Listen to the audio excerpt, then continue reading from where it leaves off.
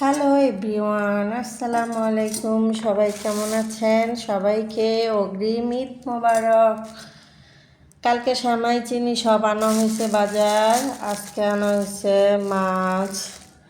তারপর এটা দেখি তো, এটা মনে হয় দেশি মুরগি। বলছি বেশি আনতে না, কারণ দেশি মুরগি বেশি ফ্রিজে রাখলে ভালো লাগে না। ওয়াও, থ্যাংক ইউ আমার জন্য এত সুন্দর করে কেটে আনছো মুরগি। মানে আমার জন্য সুবিধা হয়, এই জন্য কষ্ট না হয়, এই জন্য মুরগিটা কেটে নিয়ে আসছে কত সুন্দর করে। দোকানদার কত সুন্দর করে কেটে দিছে, মাশাল্লাহ। কারণ দেশি মুরগি ছাড়া খায় না। এই যে একদম পিওর দেশি মুরগি, কোনো সোনালি মুরগি টুরগি না। দেখা আর কি, মানে হালকা পাতলা বাজারে কি 2-1 দিন তো বাজার বন্ধ থাকবে।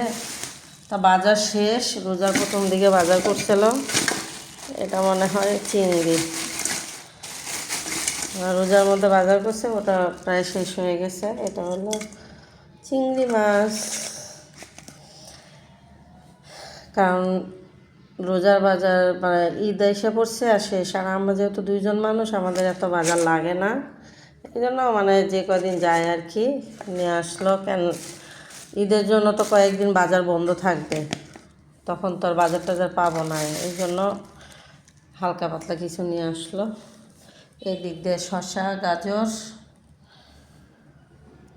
ওকে বাই, সবাই ভালো থাকবেন, আল্লাহ হাফেজ।